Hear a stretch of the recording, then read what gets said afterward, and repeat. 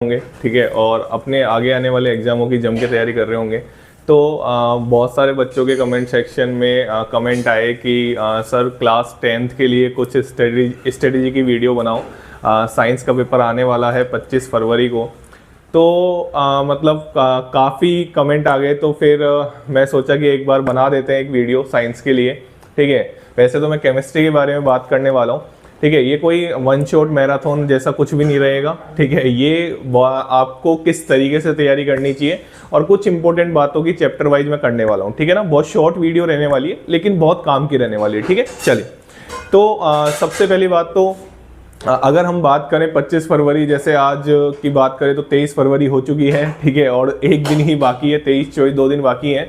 तो मैं तो यही कहूँगा कि आप कोई भी बच्चा हो, चाहे 100% का बच्चा हो, चाहे 60% का बच्चा हो, चाहे 50% का बच्चा हो, मैं यही कहूँगा कि आप एनसीईआरटी के इंटेक्स्ट और एक्सरसाइज के क्वेश्चन करके जाएं, इंटेक्स्ट और एक्सरसाइज के क्वेश्चन करके जाएं।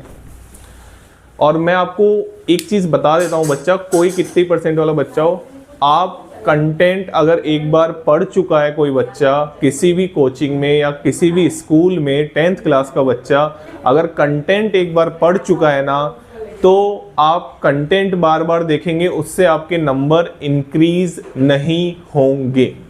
1-2 नंबर इंक्रीज हो जाएंगे, लेकिन आपको अगर चाहिए ना फुल में से फुल मार्क्स की, मैं अगर बात करता हूं, ठीक है, कि हम बात करते हैं 80 आउट ऑफ 80, जिसमें हमारी केमिस्ट्री आने वाली है 25 मार्क्स की, तो 25 मार्क्स की केमिस्ट्री, 25 मार्क्स की फिजिक्स एंड देन 30 मार्क्स की बायो। और इस बार तो सेक्शन भी चेंज कर दिए हैं सीबीएसई ने, तो आपको पहले सेक्शन ए करना पड़ेगा, फिर सेक्शन बी करना पड़ेगा और फिर सेक्शन सी करना पड़ेगा। आप किसी भी क्वेश्चन को अलग सेक्शन में नहीं कर सकते हैं। जैसे मान लो आपको केमिस्ट्री करना है तो आपको सेक्शन बी में ही करना पड़ेगा।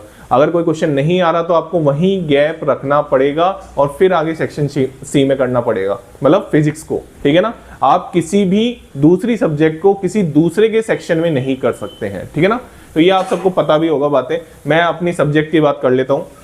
तो आप, अभी तो मैं साइंस की बात कर रहा हूँ, फिर मैं अपनी सब्जेक्ट केमिस्ट्री की बात करूंगा।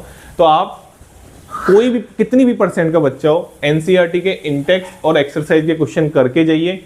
आप मानिए कि 80%, 80% या 85% से ऊपर, या मैं बोलूँ 90% से ऊपर आपका इन दोनों चीजों से काम हो जाएगा। लेकिन दिक्कत ये है ना, बच्चा कंटेंट ही बार बार देखता है, कंटेंट से नहीं होगा बच्चा। आप एक बार 1 मिनट